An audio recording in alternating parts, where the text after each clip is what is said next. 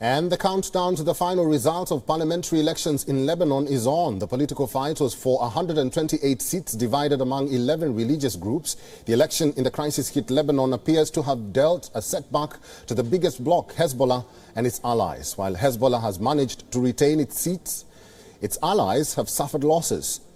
Results indicate a boost for the Saudi-aligned Lebanese Forces Party. The turnout in the Sunday's general election was just 41%, 8 points lower than in 2018. The turnout was particularly low in Sunni Muslim areas after former Premier Saad Hariri triggered a de facto boycott in his community by pulling out of the elections.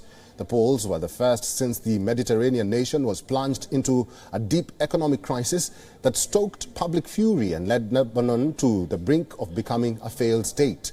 Many polling booths lacked electricity, forcing the voters to use their smartphone lights to cast their ballot, reflecting the country's most painful crisis since the civil war. The final results later today are likely to show whether Hezbollah, a political and military movement seen as a state within a state, and its allies can keep an actionable majority in their 128-seat parliament. The Hezbollah has retained all its seats, but Christian allies, President Michel Aoun's Free Patriotic Movement, suffered losses.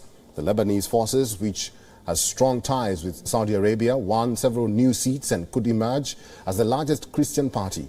New opposition candidates also registered some gains. However, observers have raised concerns over preliminary results. They fear months of haggling over the next government lineup and more political paralysis at a time Lebanon needs an IMF bailout. The parliamentary polls were held amid an unprecedented crisis. Lebanon defaulted on its debt 2 years ago. Its currency has since lost 95% of its value. The other tragedy that Lebanon suffered was the 2020 Beirut port explosion that killed more than 200 people, injured thousands, and devastated swathes of the city. The political leaders across party spectrum have obstructed any meaningful investigation into the blast. Whatever may be the outcome of this election could also have an impact on the presidential election due later this year.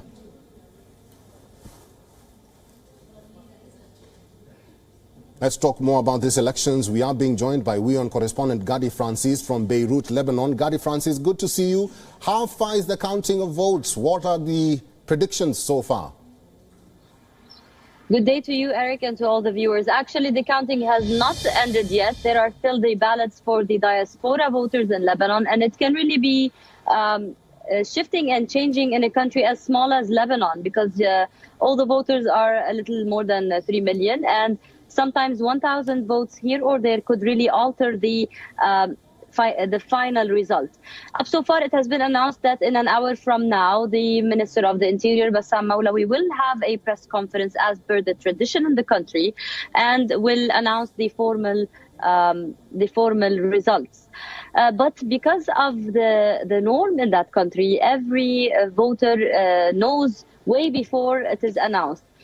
The new thing is that this time it is really contradictory between all the machines or all the campaigns for each and every political party. But what is sure is what you have read in your introduction. Yes, the Lebanese forces will gain some more seats. And yes, the Free Patriotic Movement did lose a little bit, did suffer losses. And yes, there are some new faces and new blood in the political class in Lebanon. We will be witnessing some new NGO figures, activist figures, some political influencers and personalities that were intensified. Their influence was intensified and amplified after the October 17th movement in Lebanon.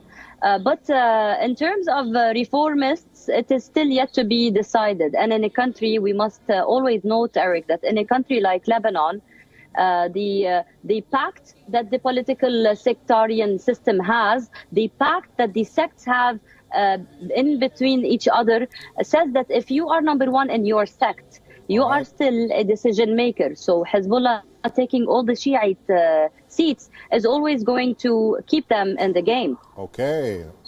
All right. I've been talking to our correspondent Gadi Francis live from Beirut, Lebanon. Thank you very much for that update today. WION is now available in your country. Download the app now and get all the news on the move.